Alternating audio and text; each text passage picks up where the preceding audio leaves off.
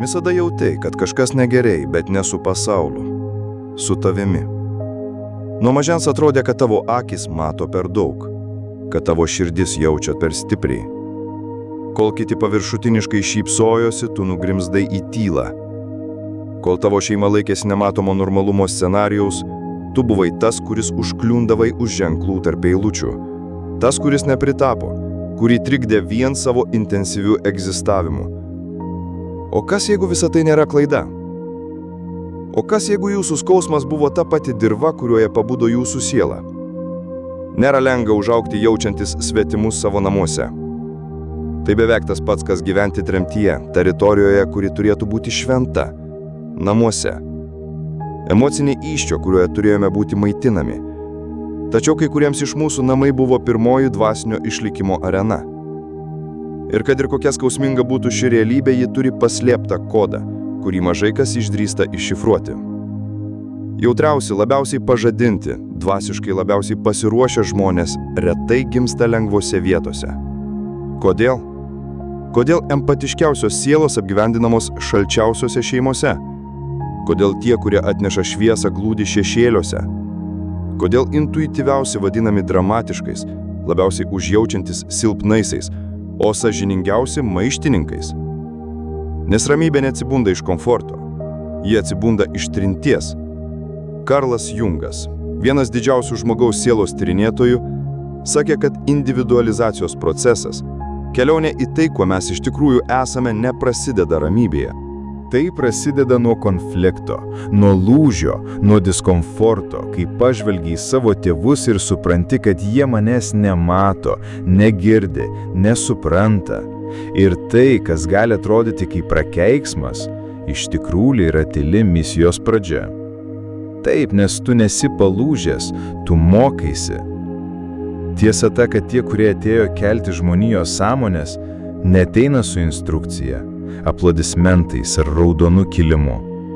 Jie ateina su daugybė klausimų, daugybė emocijų, daugybė tiesų. Ir tai sutrikdo nusistovėjusias sistemas, įskaitant ir šeimos sistemas.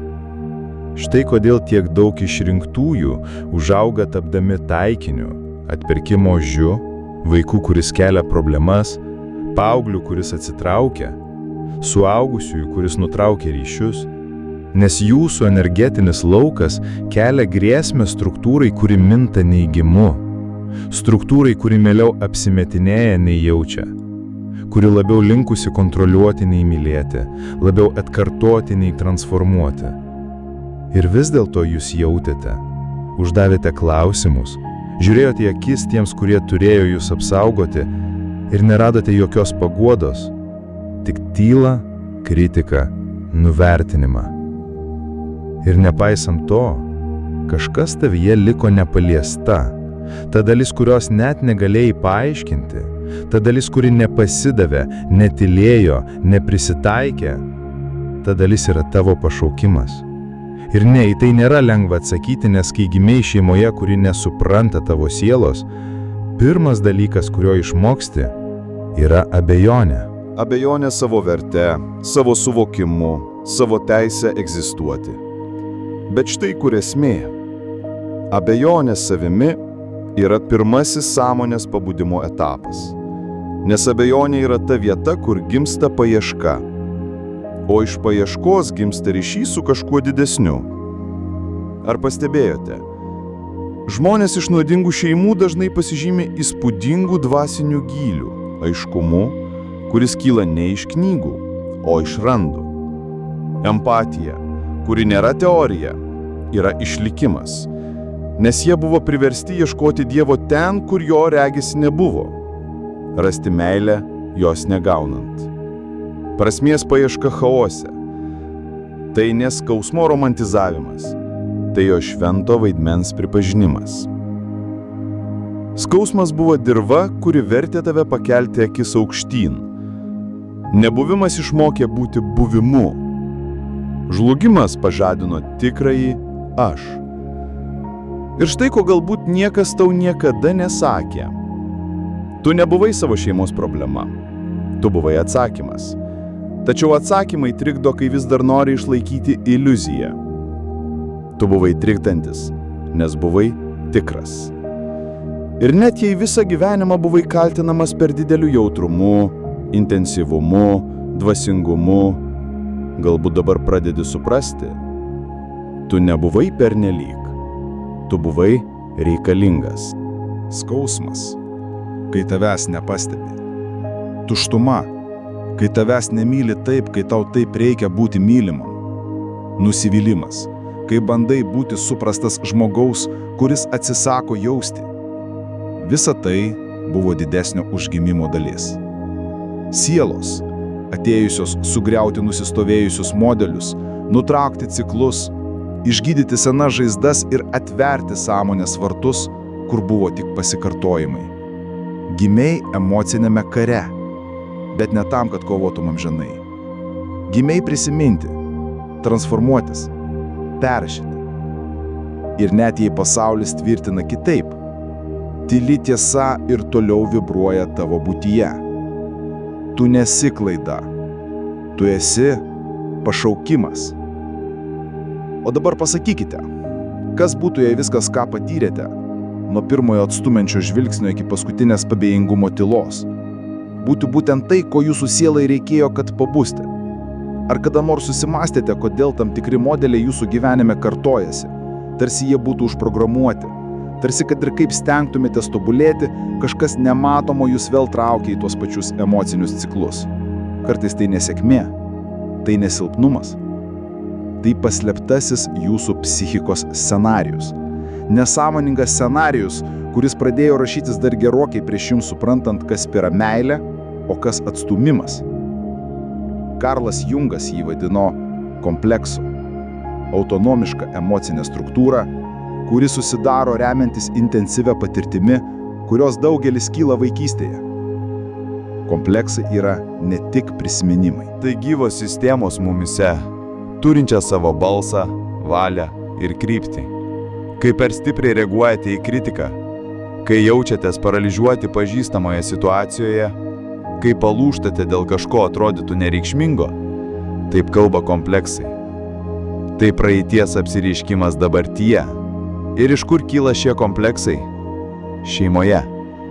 Sunku tai priimti, nes esame mokomi saugoti šeimos idėją kaip kažką švento ir nepajudinamo. Bet kas, jeigu tai, ką vadinate šeimyninė meilė, iš tikrųjų yra emocinio sąlygojimo ciklas? Kas, jeigu tai, ko jūs mokė kaip rūpesčio, iš tikrųjų yra užmaskuota kontrolė? Kas, jeigu meilė, kurią gavote, buvo sąlygota jūsų gebėjimo įtikti, užsičiaupti ar pasiduoti savo? Šie klausimai nėra kaltinimai. Tai kvietimas. Kvietimas aiškiau pažvelgti į struktūrą, kuri suformavo jūsų tapatybę. Kai užaugame, emociškai ignoruojami, išmokstame nepasitikėti savo jausmais, kai esame kritikuojami dėl jautrumo, išmokstame išjungti savo intuiciją, kai esame baudžiami už tiesos sakymą, išmokstame meluoti patys savo. Ir laikui bėgant, to net nepastebime. Mes manome, kad esame tokie, bet nesame. Mes buvome suformuoti, esame užprogramuoti. Ir pavojingiausia šiame programavime yra tai, kad jam nereikia rėkti ar naudoti fizinę smurto. Kartais tai pasireiškia tyla, žvilgsniu, tuštuva. Meilėje, kuri niekada neateina. Ironijoje, užmaskuotoje kaip pokštas. Komplimente, kuris niekada nebuvo pasakytas. Prisilietimu, kurio niekada nebuvo. Ir tai palieka mus nuolatinėse abejonėse. Ar aš tikrai vertas meilės? Ar aš persistengiu? Galbūt problema yra manyje? Ne, tai ne tu. Tai sistema. Ir vienintelis būdas iš jos išsivaduoti – ją pamatyti. Permatyti kiaurai. Todėl dvasinis pabudimas susideda ne tik iš ramybės akimirkų. Jį pirmiausia sudaro lūžiai, perversmai. Tai gyvos sistemos mumise, turinčios savo balsą, valią ir kryptį. Kai per stipriai reaguojate į kritiką, kai jaučiatės paralyžiuoti pažįstamoje situacijoje, kai palūžtate dėl kažko atrodytų nereikšmingo, Taip kalba kompleksai. Tai praeities apsireiškimas dabartyje. Ir iš kur kyla šie kompleksai? Šeimoje. Sunku tai priimti, nes esame mokomi saugoti šeimos idėją kaip kažką švento ir nepajudinamo. Bet kas jeigu tai, ką vadinate šeimyninė meilė, iš tikrųjų yra emocinio sąlygojimo ciklas? Kas jeigu tai, ko jūs mokė kaip rūpesčio, iš tikrųjų yra užmaskuota kontrolė? Kas jeigu meilė, kurią gavote, buvo sąlygota jūsų gebėjimo įtikti, užsičiaupti ar pasiduoti savo? Šie klausimai nėra kaltinimai. Tai kvietimas. Kvietimas aiškiau pažvelgti į struktūrą, kuris suformavo jūsų tapatybę. Kai užaugame emociškai ignoruojami, išmokstame nepasitikėti savo jausmais. Kai esame kritikuojami dėl jautrumo, išmokstame išjungti savo intuiciją. Kai esame baudžiami už tiesos sakymą, išmokstame meluoti patys savo. Ir laikui bėgant to net nepastebime. Mes manome, kad esame tokie, bet nesame. Mes buvome suformuoti. Nuo vidinių konfliktų, nes norint išsivaduoti reikia išprogramuoti viską, ko buvote mokomi apie tai, kas esate. O tai yra giliai psichologinis darbas. Žinoma, jei tai galima pavadinti darbo. Giliai simboliška, giliai žmogiška. Jungas teigia, kad niekas nenušvinta įsivaizduodamas šviesos vaizdinius, o tik suvokdamas tamsą. Ir ši tamsa yra jumise ne kaip kaltė, o kaip palikimas, jūsų protėvių palikimas. Kartų traumos, modeliai, kurie taip ilgai kartojasi, kad susimaišo su meile. Tačiau yra išeitis, yra galimybė vėl susijungti. Yra kelias, kuris prasideda pačioje toje vietoje, kur jūsų manimų esate palūžę. Nes ten, toje griūties vietoje, yra tarpas, plyšys. Ir per tą plyšį šviečia sąmonė šviesa. Pradedi prisiminti, ne protu, kūnu, siela. Vėl pradedi jausti tai, ką visada žinojai. Pradedi suprasti, kad tavo nuojauta buvo teisinga, kad tavo jautrumas niekada nebuvo silpnybė, kad tavo suvokimas nebuvo perdėtas, o subtilus, kad tai, ką tavo šeima bandė nuslėpti, buvo būtent tai, ką pasaulis labiausiai norėjo išgirsti. Pradedi suprasti, kad neatėjai čia tam, kad visi tave priimtų. Atėjai susiderinti su tiesa, kad tavo skausmas nebuvo bausmė. Tai buvo pašaukimas, žemėlapis, išminties siekna paslėpta giliai tavo kančioje. Ir šis žemėlapis neveda į išorę, jis veda vidun, į tavo sielos centrą. Kur tavęs nepasiekė jokia kritika, kur joks atmetimas tavęs neapibrėžia, kur joks nebuvimas tavęs neriboja. Tik ten prasideda tikras išsivadavimas. Sakoma, kad viskas prasideda šeimoje. Bet kas jeigu jums viskas prasidėtų nuo tylos? Tirštos tylos, nematomos, bet pilnos neišsakytų prasmių. Jautei, kad kažkas negerai, bet niekas to nepatvirtino. Žodžiai buvo paprasti, gestai santūrus, ir vis dėlto kažkas tavyje neleido tau kvėpuoti. Ar prisimeni pirmą kartą, kai pajutai poreikį pasislėpti? Galbūt tai nebuvo didelis įvykis. Galbūt tai buvo subtilus komentaras apie tavo jautrumą. Tas panieko žvilgsnis, kai verkei. Arba tas sarkastiškas juokas, kai pasidalinai kažkuo tau svarbiu. Taip viskas ir prasideda. Ne riksmais, o sielos plyšiais. Ir tada prisitaikai. Keitiesi. Redaguoji save. Pradedi svarstyti, kuo turiu būti, kad būčiau mylimas.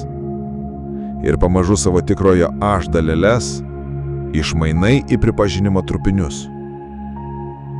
Kol vieną dieną atsibundi ir supranti, kas esi iš tikrųjų. O kas jeigu šis tapatybės praradimas nėra nesėkmė? O kas jeigu tai naujo kelio pradžia? Toksiškos šeimos ne visada būna triukšmingos. Kartais jos atrodo kaip rutina. Ramios vakarienės, mechaniniai apkabinimai. Banalūs juokeliai, kurie žeidžia, bet niekas neužduoda klausimų. Jie apsimeta normaliais. Ir būtent čia jie tampa pavojingi. nes toks smurtas yra nematomas. Jis psichologinis. O kai smurtas nematomas, auka atrodo pamišusi. Jautiesi, lyg būtum vienintelis budrus kambalyje, kuriame visi miega. Tarsi stebėtum, kaip dega namas, o visi kiti šypsosi ir klausia, ar norite dar kavos. Nemiegoti šeimos kolektyvinės pasąmonės akivaizdoje nėra didvyriška. Tai vienatvė, varginanti, beveik nepakeliama. Bet kas sakė, kad tavo siela atėjo čia jaustis patogiai? Tu negimei lengvam pripažinimui. Gimei dėl tiesos, net kai ji gali nudeginti. Kai kurie žmonės visą gyvenimą kartoja paveldėtus vaidmenis. Jie tampa emocinėmis savo tėvų kopijomis, perdodami traumas kaip šeimos receptus. Bet ne tu. Žiūri į scenarijų ir klausia, kas čia dabar? Kodėl niekas apie tai nekalba? Kodėl visi apsimeta, kad viskas gerai, kai viskas skauda? Jau vien šis klausimas tave paverčia pavojingu, nes kas abejoja sistemą, tas kelia grėsmę jos egzistavimui. Ir todėl jūs galite būti laikomi problema, nes giliai širdyje buvote vienintelė galimybė pokyčiams, vienintelis naujas kintamasis, vienintelis šviesos spindulėlis tamsioje šeimos linijoje. Ar kada susimastėte, kodėl tiek daug pastangų dedama jūs nutildyti? Kodėl šeima, kuri turėtų jūs apsaugoti, kartais labiausiai trukdo? Kodėl, kai sustiprėjate, kažkas iš artimųjų vėl bando priversti jūs abejoti? Galbūt todėl, kad jūsų stiprybė atskleidžia kitų silpnybės. Galbūt todėl, kad tavo laisvė rodo kitų nelaisvę. Galbūt todėl, kad esi veidrodis, į kurį niekas nenori žiūrėti. Įdomiausia, kad dažnai tie, kurie kaltina tave esant sunkiu, tiesiog bando išlaikyti šią tavo versiją. Nes jei esate teisūs, viskas, kas buvo pastatyta iki šiol, pradeda griūti. Ir niekam nepatinka matyti, kaip griūva jo kortų namelis. Net jei tas namas buvo pastatytas iš skausmo. Jautiesi kaltas, kad augai. Kaltas, kad bandai išgyti. Kaltas, kad nutraukei ryšius. Kaltas, kad buvai laimingas, nepaprašęs leidimo. Ta kaltė ne tavo. Tai kaltė, kurią kažkas tave išmokė nešiotis visur su savimi. Ir dabar tu čia, su realia galimybė ne tik iš naujo išgyventi savo istoriją, bet ir ją perrašyti. Ar esi pasiruošęs žengti šį žingsnį? Ar vis dar jauti, kad tau reikia kažkieno leidimo? Kiek kartų tylėjai, kad išlaikytum ramybę sistemoje, kuriai niekada nerūpėja tavo ramybė? Kiek kartų pritemdėjai savo šviesą, kad neišskaudintum tų, kurie pasirinko gyventi tamsoje? Ir štai kur paradoksas. Jums reikia išeiti iš sistemos, kad pradėtumėte ją matyti.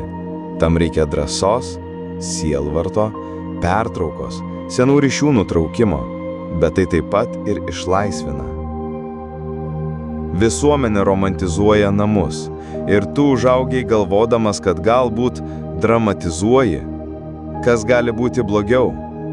Kad tol, kol turi maisto ir stogą virš galvos, viskas gerai. Tarsi žmogaus siela galėtų maitintis tik bulvėmis, stogu ir sienomis. Tačiau yra alkis, kurio niekas nemato. Būties troškulys. Tikros meilės troškulys. Troškulys matyti daugiau nei mato akis.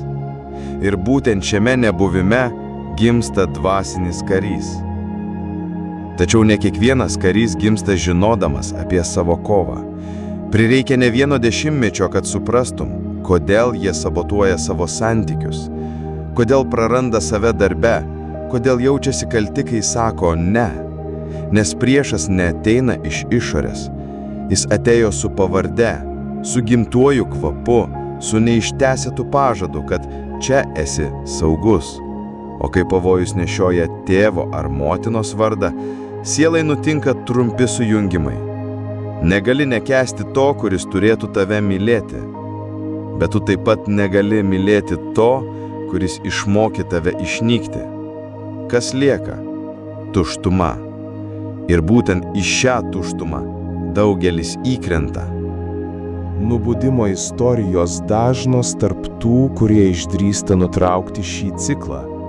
Tie, kurie atsigręžia atgal ir sako, su manimi visa tai baigsis.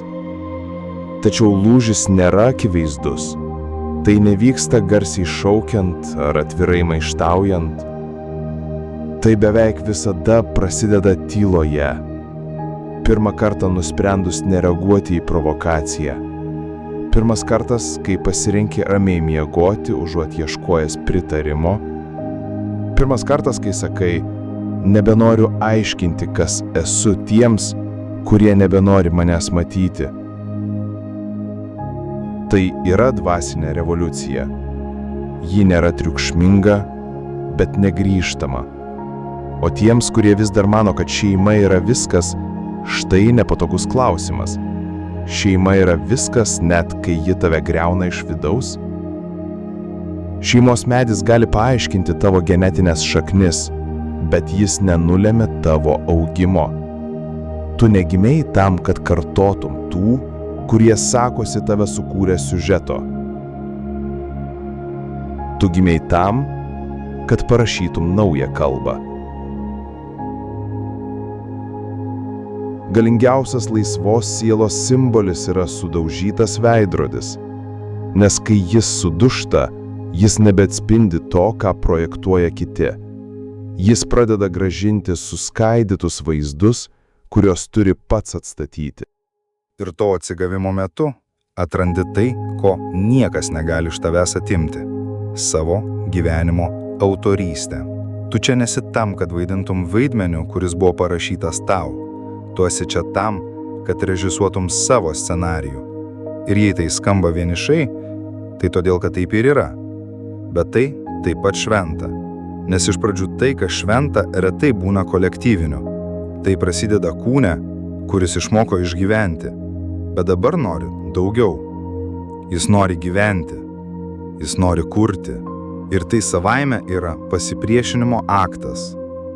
Tylos drąsos aktas. Nes grįžti prie senų žaizdų, atkasti užkastus prisiminimus ir įvardinti skausmą, kurį visą gyvenimą neigiate, nėra lengva. Bet tai būtina, nes giliai širdyje jūs jau žinote. Kol šios žaizdos bus ignoruojamos, jos ir toliau rašys jūsų istoriją. Ateina akimirka, kai išgyventi nebeužtenka. Akimirka, kai siela pradeda reikšti stipriau. Jokių paruoštų atsakymų, jokio išorinio pripažinimo, jokių tuščių pažadų, ramybės, tikro priklausimo jausmo. Iš naujo atrasti ryšį su tuo, ko negalima nusipirkti, kas nėra paveldima, bet kas visada buvo. Paslėpta už visų jūsų versijų, kurios buvo sukurtos tam, kad įtiktumėte kitiems. Klausimas lieka atviras. Kaip judėti į priekį? Kaip išsigydyti nuo to, kas mūsų formavo?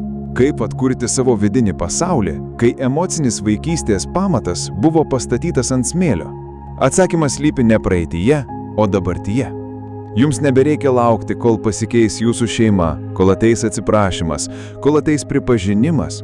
Jums nebereikia belstis į tų, kurie negali arba nenori jų atidaryti emocinės duris. Jau dabar galite pradėti kurti naują gyvenamąją vietą savyje. Vietą, kurioje jūsų tiesa yra laukiama. Kur jūsų jautrumo nereikia slėpti. Kur jūsų intuicija nėra nutildyta. Veiksmas prasideda nuo sprendimo. Nustokite bandyti būti suprasti ir pradėkite suprasti save. Ir tai viską pakeičia. Pradedi suprasti, kad meilė, kurios visada ieškojai išorėje, dabar gali būti puoselėjama savyje. Kad tyla, kuri kadaise kėlė nerimą, dabar gali tapti erdve giliam klausimuisi. Atstumimas, kuris kadaise kėlė skausmą, dabar gali tapti aiškumu. O nepriklausimo jausmas, kuris jūs persekiojo metus, dabar gali būti ženklas, kad buvote skirti sukurti naują vietą tiems, kurie taip pat netelpa į senas struktūras. Turbūt didžiausias gijimo gestas yra nesusidurti su tuo, kas jūs įskaudino, o kurti gyvenimą, kuriame tai nebeapibrėžia jūsų asmenybės. Yra akimirka, beveik nepastebima, kai kažkas jumise nustoja prašyti būti išgelbėtam ir pradeda prisiminti, kad visada mokėjai plaukti.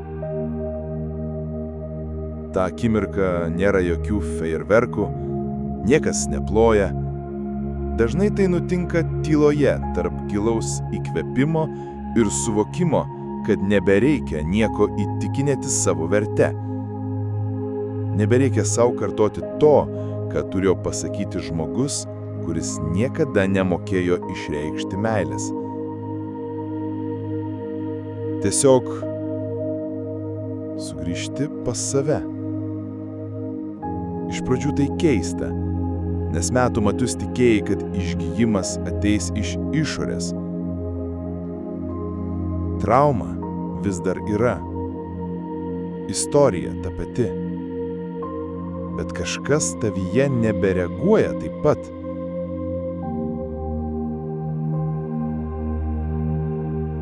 Iš vaiko, prašančio apkabinimų šaltuose koridoriuose, tapai suaugusiųjų, suteikiančių prieglobstį savo sielai. Ir tai yra tikrasis stebuklas. Nepakeisti tai, kas įvyko, bet pakeisti tai, kaip visa tai gyvena tavyje. Nes neišgydyta trauma yra tironas, tačiau išgyventa ir įsisavinta trauma tampa išmintimi.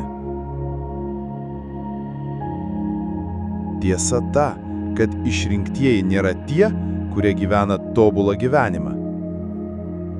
Tai tie, kurie buvo pragare ir grįžo atmerktomis akimis.